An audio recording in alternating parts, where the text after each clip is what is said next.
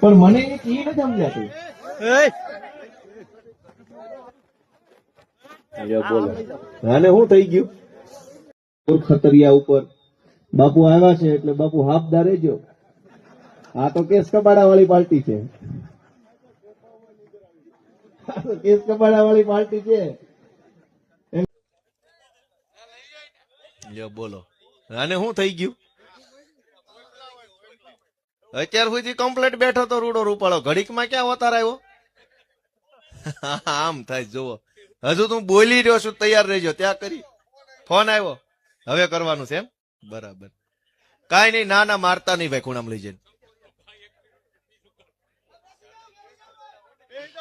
બે જાવ. આવું તો બધું દરેક સભામાં હાલે છે. બોલો લ્યો, ફેલ ગયું, નબળો માણા મોકલ્યો.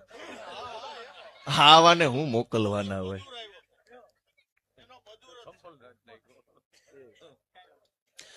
બેહો બાપા, બેહો વાલા, બેહો.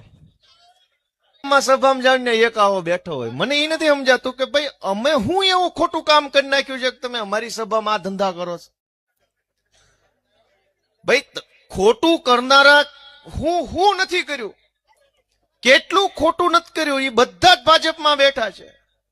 અમારી સભામાં આવીને કોક પ્રશ્ન પૂછી જાય, કોક સપલા મારી જાય, કોક પાણકા મારી જાય. આ શું હાલે છે? તમે વિચાર કરો. મને એમ લાગે છે કે આ લોકોથી જીરવાતું નથી. આવા હારા માણસો, આબરૂદાર માણસો આમ આદમી પાર્ટીમાં જોડાય ને, જીરવાતું નહીં હોય.